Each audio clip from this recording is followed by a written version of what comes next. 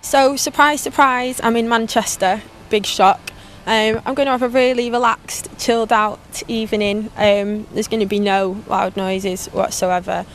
I might go and have afternoon tea, even though it's clearly night time, because I'm just that chilled out. Right? Wrong, because tonight the Bronx Fucked Up and Rolo Tomassi are playing in Manchester on the Shred Your Face 2 tour.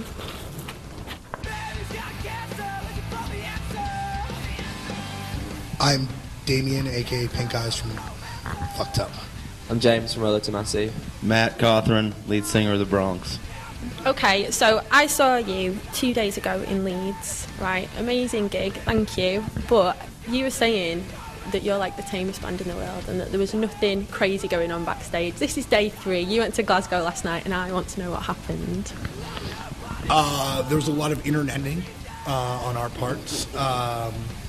I think like the wildest thing that happens is consumption of too much bandwidth, and that is definitely what probably has happened. I know it was like it's really to date. That being said, everyone went out to a club last night and I didn't, so I don't know what happened when the cats were away. Yeah, like I don't know. I've definitely spent money on records which I wasn't supposed to do. I live dangerous. I'm a rock star. So what happened last night? Anyone?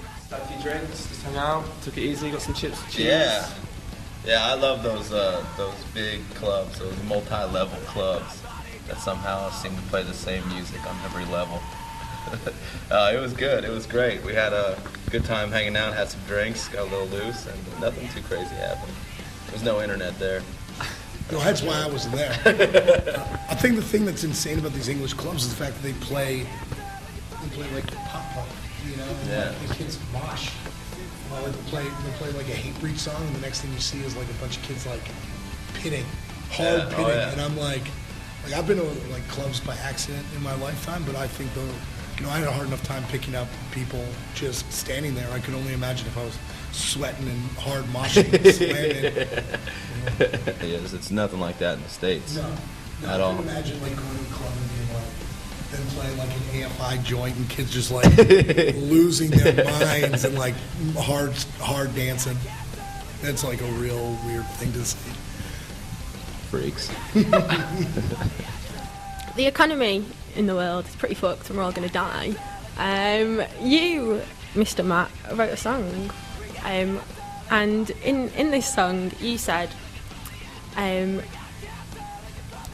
baby's got cancer, looking for the answer. Yes. Right. So, has anyone heard this record? And did you find the answer? And if you did, what was the question? Whoa. Are we gonna? Whoa. All right. The answer, no. The answer has not been found. I think we're probably a little bit closer now, economically speaking.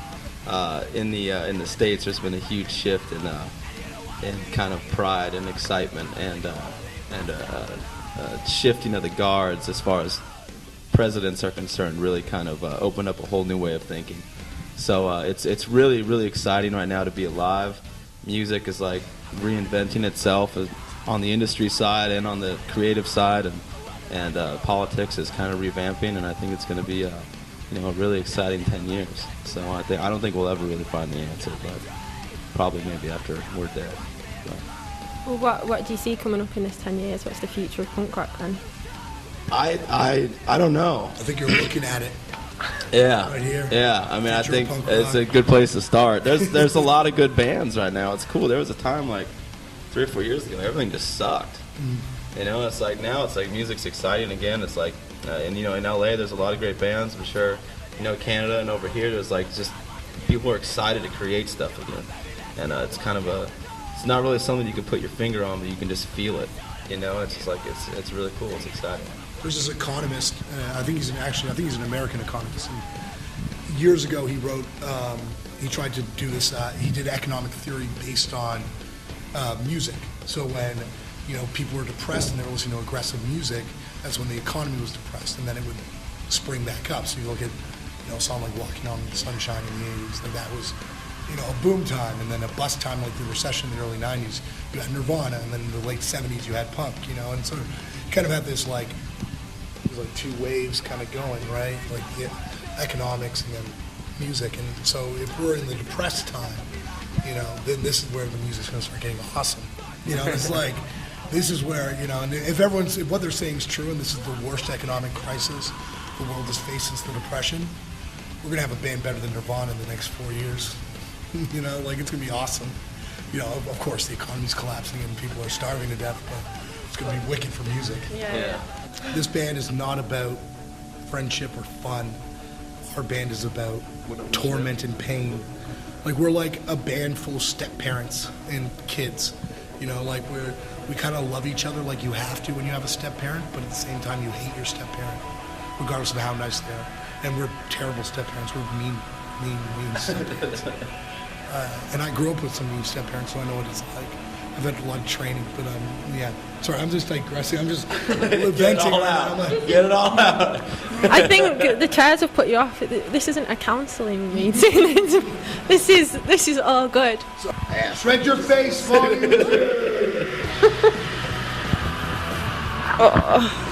That was amazing. The Bronx fucked up and Rolo Tomassi on the Shred Your Face 2 tour in Manchester. Absolutely stunning. The show was incredible, but now I'm a broken woman and I can't stand up and I've not even had a drink.